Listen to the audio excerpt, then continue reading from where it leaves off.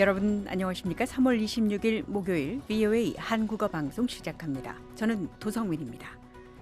먼저 이 시간 주요 소식입니다. 미국이 파키스탄을 통해 이란 측에 15개 항의 종전 조건을 전달한 것으로 알려진 가운데 트럼프 대통령은 오는 27일까지 확답이 없을 경우 군사작전을 지속하겠다고 경고했습니다. 중동 국가들이 유엔 인권이사회에서 이란의 드론 및 미사일 공격이 정당화될 수 없으며 지역 평화를 위협하고 있다고 밝혔습니다. 도널드 트럼프 미국 대통령이 러시아와 우크라이나 정상의 개인적 증오를 종전의 최대 장애물로 지적한 가운데 두 나라가 개전 이후 최대 규모의 드론 공습을 주고받으며 충돌이 격화하고 있습니다. 여러분께서는 지금 VOA 한국어 방송을 함께하고 계십니다.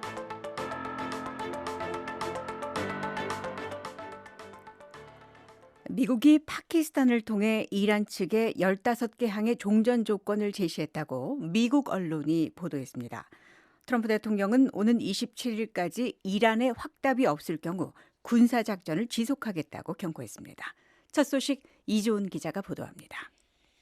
미국 언론들은 미국이 이란의 새로운 지도부로 보이는 인사들에게 3주 넘게 이어진 미 이스라엘의 대이란 군세 공세를 종료하기 위한 조건을 담은 계획을 제시했다고 보도했습니다.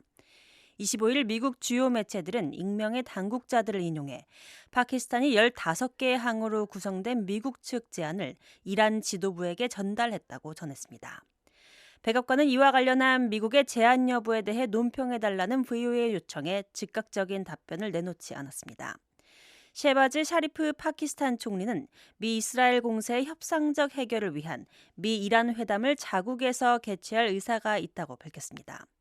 샤리프 총리는 24일 자신의 X 계정을 통해 이를 공개했고 도널드 트럼프 대통령은 자신의 소셜미디어 플랫폼인 트루스 소셜에서 이를 다시 게시했습니다. 트럼프 대통령은 자신의 보좌진과 협상을 진행 중이라고 언급한 이란 측 협상 상대가 누구인지 밝히지 않았습니다. 트럼프 대통령은 이란 당국이 3월 27일까지 제안에 대해 긍정적인 답변을 하지 않을 경우 2월 28일 시작된 미 이스라엘 공동작전을 계속하겠다고 말했습니다.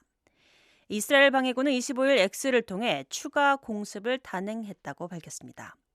IDF는 이스라엘 전투기가 밤사이 테헤란에서 항공 및 해상 전투 장비를 생산하는 시설을 공습했으며 현지 시간 25일 오후에는 이란 수도 내 추가 정권 인프라를 타격했다고 설명했습니다. VOA 뉴스 이존입니다. 이란 테러 정권의 이웃 국가들은 25일 유엔 인권이사회에서 이란의 드론 및 미사일 공격이 정당화될 수 없으며 지역 평화를 위협하고 있다고 밝혔습니다. 이란군은 25일 새로운 공격을 감행했습니다. 사우디아라비아는 자국 방공망이 드론 30여 대와 탄도미사일 1발을 요격했다고 밝혔으며 바레인은 드론 30대를 격추하고 아랍에미리트는 드론 9대를 요격했다고 발표했습니다. 지난달 28일 이란 정권의 위협 제거를 위한 미국과 이스라엘의 합동작전 개시 이후 이란은 중동 영내 민간시설과 미국 관련 목표물에 대한 공격을 감행했습니다.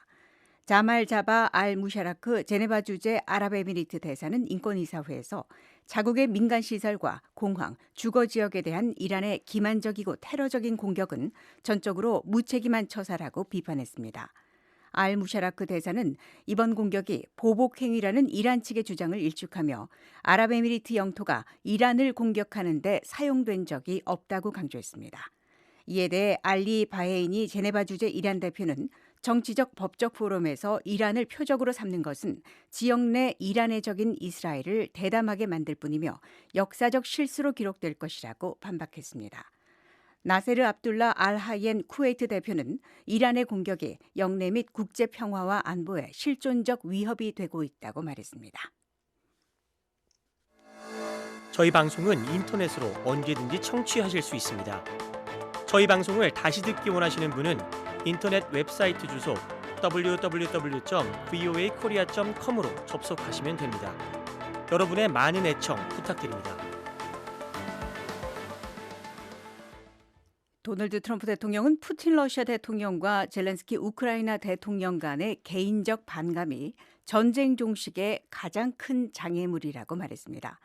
이런 가운데 러시아와 우크라이나는 최근 전쟁 발발 이후 최대 규모의 드론 공격을 서로 감행하면서 전투를 격화하고 있습니다. 장양희 기자가 보도합니다. 도널드 트럼프 미국 대통령은 24일 블라디미르 푸틴 러시아 대통령과 보로디미르 젤렌스키 우크라이나 대통령 간의 개인적 반감이 우크라이나 전쟁을 끝내는 데 있어 핵심적인 장애물로 남아있다고 말했습니다. 이는 양측이 4년간 이어진 전쟁에서 최대 규모의 공격 중 일부를 감행한 가운데 나온 발언입니다. 트럼프 대통령은 백악관에서 기자들에게 나는 8개의 전쟁을 해결했다며 그 모든 전쟁은 러시아와 우크라이나 전쟁보다 더 어려웠어야 했다고 말했습니다. 이어 이 전쟁이 가장 쉬워야 했지만 이 두 사람은 서로를 진심으로 증오하고 있다고 밝혔습니다. 러시아는 23일부터 24시간 동안 거의 1,000개의 드론을 발사해 전쟁 발발 이후 최대 규모의 공중 공격을 감행했다고 전쟁연구소가 밝혔습니다. 이 공격으로 최소 7명이 사망했으며 유네스코 세계문화유산이 있는 리비우의 유적지도 피해를 입었습니다. 유네스코는 해당 유적지에 대한 공격에 깊은 우려를 표명했습니다.